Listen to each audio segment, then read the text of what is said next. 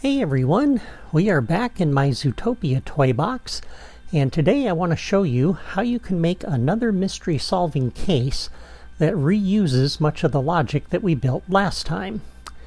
That took a long time to create, as you saw, because that was a long video, but you also saw that it only takes a minute or two to actually solve the case. And so I thought it'd be a good idea to create a second break-in case and show you how you can plug into that logic so that you can create as many of these kinds of cases as you like. Now for my second break-in case, we're going to place it over at this building over here. Alright, this will be the shop that the weasels will hit this time. Now for those of you who built the other version of my Zootopia toy box, you won't have this building because you have Tundra Town here instead, and you have the Rainforest District. So you can use whatever building you want. I would use Oaken's Trading Post in Tundra Town, or if it were me, I would actually prefer to use this treetop building in the Rainforest District. This would give players a reason to go there and climb up into the trees, and I think it'd be a lot of fun to place some of the clues for this case on some branches above and below the building, as you can see here. And of course, if you want, you can build 2 or more break-in cases instead of 1, and have 1 in Tundra Town and 1 in the Rainforest District, in addition to the original one that we built last time. It's completely up to you. But don't make too many of these cases because, again, there's a limited set of resources that have been allocated to replayers. And if you use too many of these replayers and you exceed those limits, you'll end up corrupting all of the replayers. So I would recommend that you only make 2 or 3 of these cases maximum, and that includes the original case that we built last time. Now, to build another break-in case, there are some things you will have to do again, because some of these things are unique to each location. You have to set up a new mission giver at the new building, and you also have to use a new set of replayers to place your clues at this location. But everything else you can reuse, and so this video should be much shorter than the last one. And let's start by reviewing the creativitoys that I've placed ahead of time for the new break-in. And once again, let me remind you that I have logic diagrams on my blog that will help you out. The link is in the video description. The first diagram is essentially the same as last time, but on the other 2 diagrams, you're going to see that all of the creativitoys that we are reusing are highlighted in yellow, and you're going to see there's a lot of them. And that's what's going to make this a much shorter video today, because we're reusing all that stuff. Alright, so for today's case, we have another button that we're going to use to kick off the case temporarily, and a logic gate. And I've explained the purpose of those in the other videos, so I won't dwell on it here. I have a new locator here at this door, and another one for our mission giver. And I have a effects generator that I've connected up to that locator. We also have a radar marker, a friendly wave generator, and a dynamic trigger. And the friendly wave generator I've already configured to use Jiminy Cricket this time as our mission giver. He's going to be the shop owner whose store was hit. And we have another randomizer. This is the randomizer marked collectibles on the diagram. And as you can see, again, we have 6 choices. So we have 6 sets of controls, but this time we only have the logic gate and the replayer. Alright? And each row here is for the collectibles. The collectible tracker, we're going to reuse the one we put down last time over here. And we're going to use the same order of choices so that these match up and make it easy on ourselves. Alright? Okay, so to start with, once again, let's just set up the controls that we have here.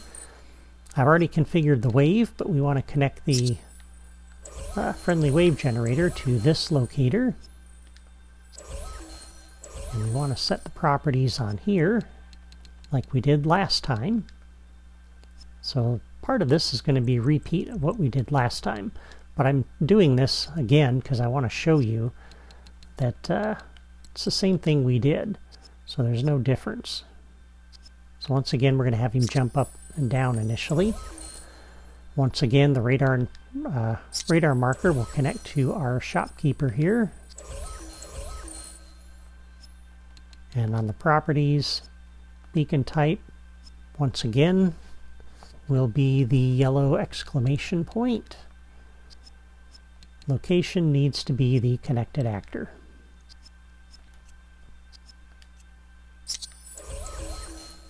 On the dynamic trigger, a new actor connection, we'll put that on the same shopkeeper here. And on the properties for this, target is the connected actor. And once again, the trigger distance will set to 4, just like we did last time.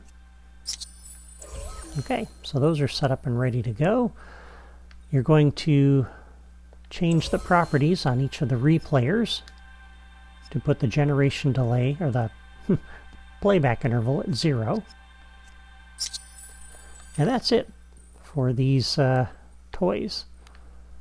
Okay, so there's not much to configure there as far as properties go. Alright, so once again, we come to our button here to kick off the mission, and we do a new logic connection. When pressed, we input into the logic gate. Once again, this logic gate will drive this mission. And on the logic gate, new logic connection on output. We'll come over to our effects generator, and we're going to have this start playing the smoke. Want that to do the smoke plume. On output from the gate, new logic connection on output will generate our townsperson for our mission giver. And on output from the gate, turn on the radar marker. And on output from the gate, we'll turn on the dynamic trigger. And once again, we want that off by default. So we'll come over to our level starter, do a new logic connection on catalyze, come over here and turn off that dynamic trigger. Okay, and that's everything that logic gate needs to do. Same thing as we did last time. Okay, so on the dynamic trigger, when the player approaches our mission giver, we'll do a new logic connection. When entered by player, any, and I don't know if I'll do these in the exact same order that I did before, but we're essentially going to do all of the same things. So we're going to come over to the radar marker and deactivate that. And on the radar marker, a new logic connection. When that's deactivated, we'll turn the dynamic trigger back off because we only want to do all this one time. On the dynamic trigger, a new logic connection. When entered by player any, we will have our townsperson stop jumping up and down, and we will have them stand still. So play looped. Have them stand still. Alright, did I set the properties on this? I can't remember if I did or not. I did set that. And I did change that. Okay. I got a lot going on in my life, so I tend to forget little things. Sorry about that. Alright, on the dynamic trigger, a new logic connection. When entered by player any, the next thing we want to do is come over to our text displayer up here. And we're going to have him tell the player what he needs. So we're going to go down to the missions category. And we'll have him say something a little bit different than the other mission giver. We'll have him say, I need your help. I think that's what he said last time. So we'll do, will you help me? Okay. And let me just make a note of that on my diagram here. Okay. And then the other thing we need to do on this dynamic trigger is a new logic connection. When entered by player, any, we're going to come over to our randomizer and activate that. So we'll have it do its action. All right, and that's everything that the dynamic trigger needs to do. Okay. And we're probably going to have to do this a couple times, but I want to make sure that dynamic trigger is off before we proceed any further. So let me come over here and come out of the editor and push our little button over here to activate the level starter. Because while I'm running around over there, I do not want to accidentally invoke that dynamic trigger and possibly invoke this randomizer till we're done hooking everything up. Alright, so that's the mission giver, and that is everything on diagram number 1. So it's, again, same thing we did last time. Okay, now diagram number 2. This is where things get a little interesting, because you'll notice there's a lot of stuff on here highlighted in yellow that we're reusing. But the first thing we need to do is set up our replayers for the clues over here. And so for the first row here, again, that's our mushroom. That's what we did last time, so we're going to do the same thing here.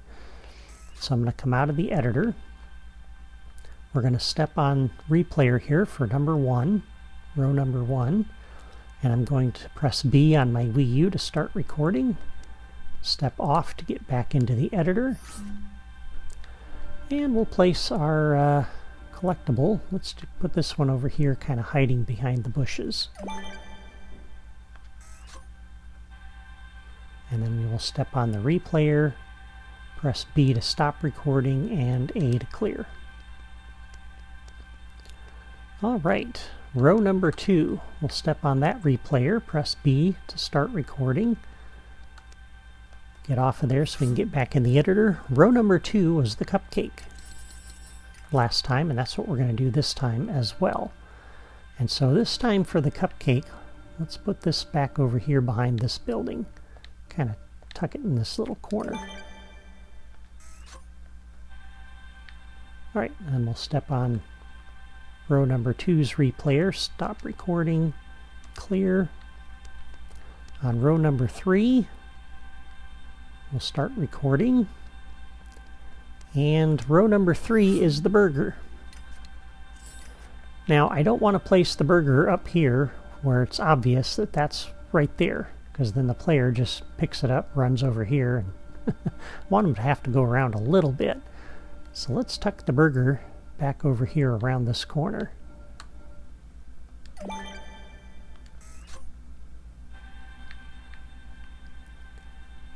Because again, we don't want to make it too easy for the player here. Alright, we'll stop recording and clear. Row number 4, we'll activate that replayer and start recording. Row number 4 is the pizza slice. So for the pizza slice, let's put that up here on this corner. Maybe tuck it right over by this window. And then we'll stop recording on this replayer and clear. Row number 5, we'll start recording on that one. And row number 5 is the ice cream cone.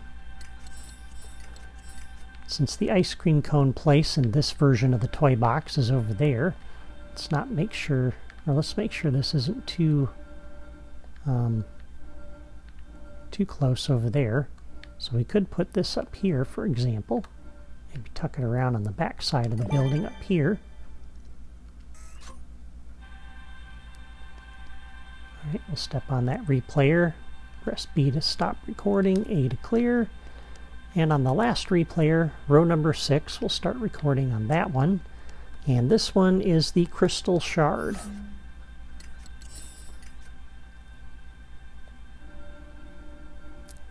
And for this one, let's stick this over this way. Just kind of stash it over here.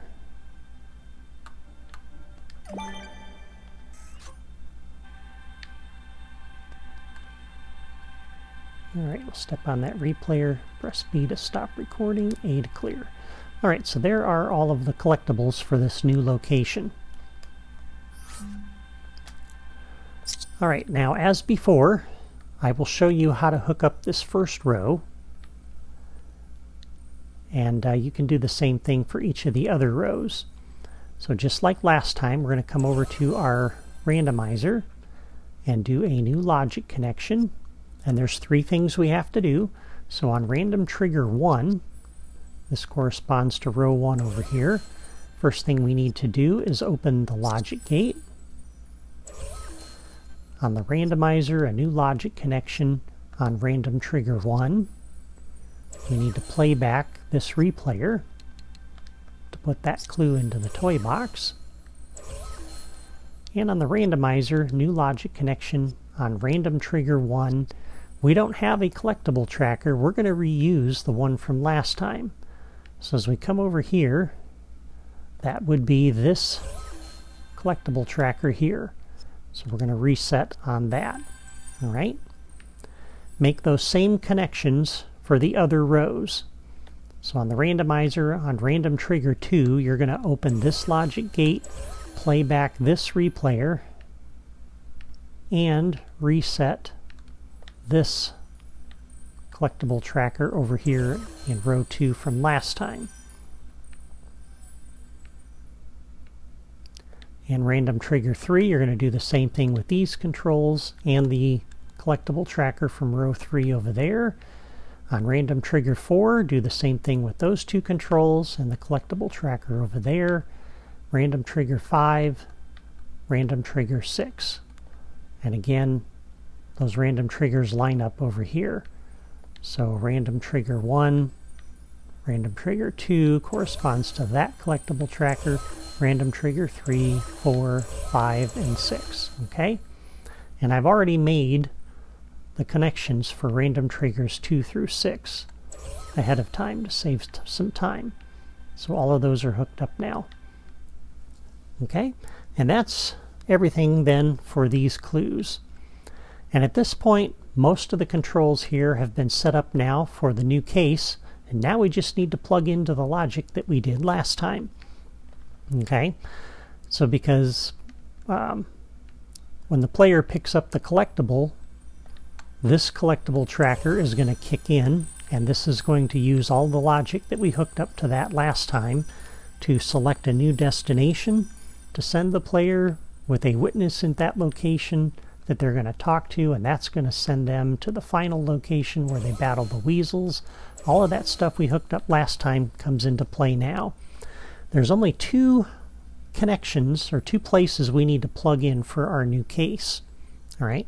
The first one is the time delayer over here, and this is the time delayer that's marked cleanup. Okay, so at this point in the case, you'll remember from last time, we're doing a little bit of cleanup. We take out the shopkeeper, we take out the collectibles, and we also defeat the wave for the witnesses. And most of that we did last time. We just need to plug in for our new case. So on this time delayer, we do a new logic connection. When the delay is completed, we need to take out the new shopkeeper over here. So we defeat that wave. And we need to take out our collectibles. So you do a new logic connection on the cleanup time delayer. When the delay is completed, come over to each of the logic gates and do an input.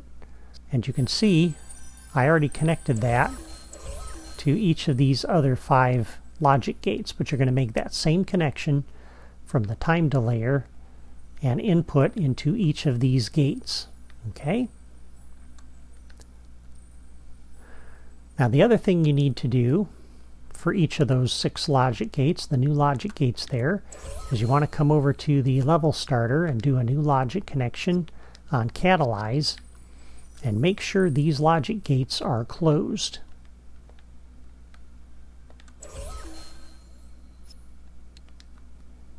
Make that same connection for each of the other 5 logic gates here. And when you're done, it's a good idea to come up here and press the button for the level starter to make sure those are in the closed state. And I already hooked up those connections, which you can't really see from there. But trust me, I already hooked those all up ahead of time to each of these logic gates here. So all of those are closed. And if you can't really see it from here either. Okay. Now on each row, just like last time, there's 2 connections we need to make for the cleanup. So on the logic gate in row 1, I'll show you just row 1, do these same 2 connections for each of the other rows. So on the logic gate in row 1, we do a new logic connection. On output, we clear this replayer. And on the replayer, a new logic connection. When this is cleared, turn around and close the logic gate you just came from. Okay? Make those same 2 connections for this gate and that replayer. Make the same 2 connections for these 2 controls, and for these 2 controls, and for these 2, and for these 2. And I already did that ahead of time. And that's everything for the cleanup. So again, you're just taking out the shopkeeper and inputting into these gates to clear the associated replayer. And that's everything for the second diagram. Everything else that's on there is reused. It's already hooked up from last time. Now the third diagram, you'll notice if you're looking at this that all of these objects are highlighted yellow. So everything here we built last time. And again, that's for talking to the witnesses. That's for picking the destination where you battle the weasels. And all of that's all hooked up. And when the mission is over, it inputs into our end of mission logic gate here.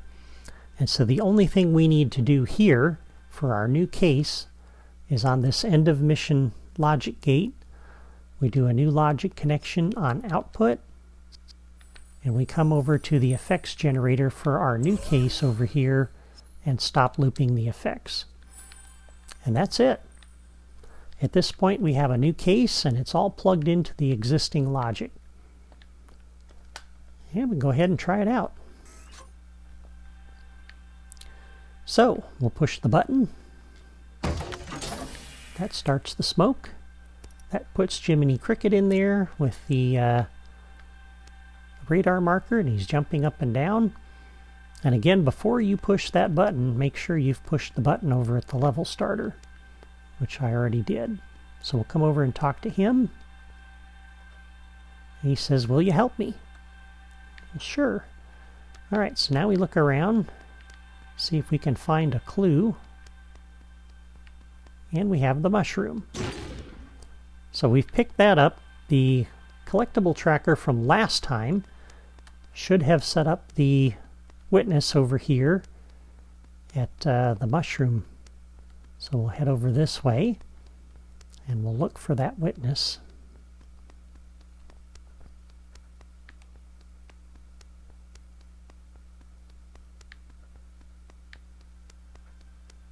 Alright, so he's not here this time.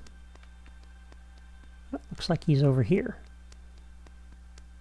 So we talk to our witness. He says parking meter. Alright, well hey, that's right down here. That's convenient.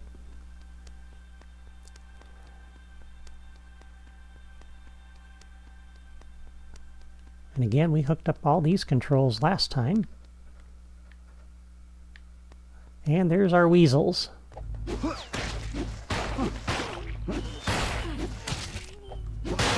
Whoops.